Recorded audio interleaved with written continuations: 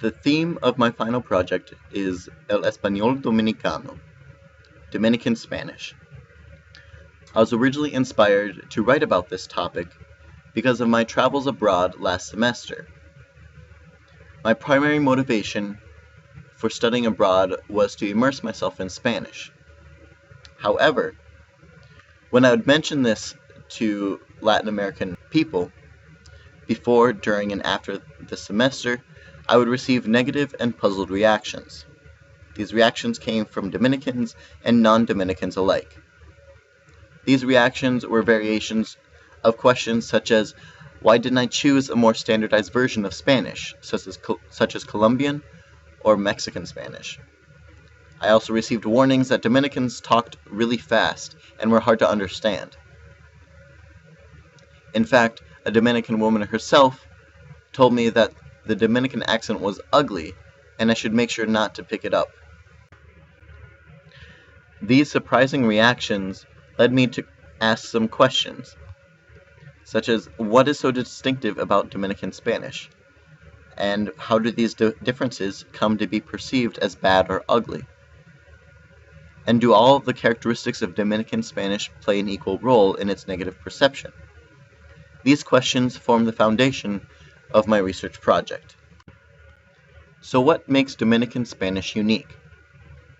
There are a wide variety of characteristics that Dominican Spanish has that differs it from other versions of Spanish.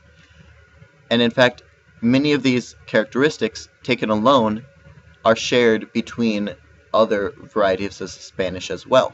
However, when taken as a whole, they are very distinct as the Dominican accent. Two primary characteristics of the Dominican Spanish accent include the elision of the S at the end of words and syllables, and the movement of the final N from an alveolar consonant to a velar one. For example, the word somos becomes somo, and the word estás becomes está. Likewise, the word pan becomes pan. The concept of language ideologies will be crucial in examining the Dominican accent and the perceptions and ideas that revolve around it. I will be taking many cues from William Labov, who studied African American vernacular English, as there appear to be numerous similarities between this variety of English and the Dominican variety of Spanish.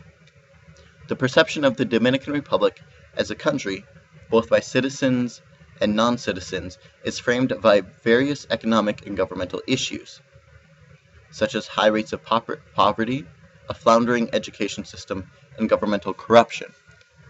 These three topics were brought up with frequency while I was studying abroad in the Dominican Republic. These issues may lead to an inferiority complex about the nation that then spills over into the language. In fact, these attitudes are most prevalent when Dominicans interact with other non-Dominicans. As a result of their language insecurity, when speaking with someone of higher educational status or social status, Dominicans will attempt to correct their bad accent. Oftentimes, this is them adding back the dropped S's. However, this can sometimes lead to overcorrection in replacing the S. A classic example is the word plátano, a word that is the same in both Standard and Dominican Spanish. However, if overcorrected, it becomes plástano, which is not a word in either. Another example that I experienced personally was the word guitarra being overcorrected to guistarra. However, interestingly enough, when correcting for their bad accent, Dominicans will not correct all the characteristics of the Dominican accent. More specifically, the final N does not change. Why is this? As it turns out, the elision of the final S is dependent on social status within the country, whereas the articulation of the N is not. This means that a Dominican lawyer may drop 4 out of 10 eligible S's, whereas un campesino, one from the countryside, may drop all eligible S's. However, both the lawyer and the campesino will pronounce the N the same way. So here we see that only certain characteristics are compensated for when interacting with foreigners, or certain characteristics are only cited as being ugly because they are the ones that vary by social status within the country. There are numerous other examples of this phenomenon, in addition to other interesting findings, such as the fact that women, on average, tend to drop fewer of their S's than men.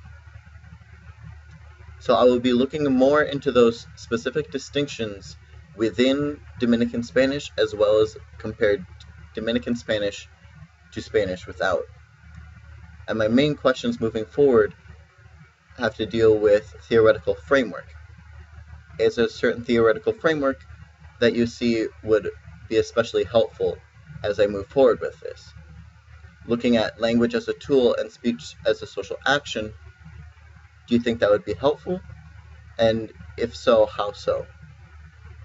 Additionally, how do I connect this to Durante and case studies from this semester? And I'm more than happy to hear any other suggestions you may have for this project. Thank you.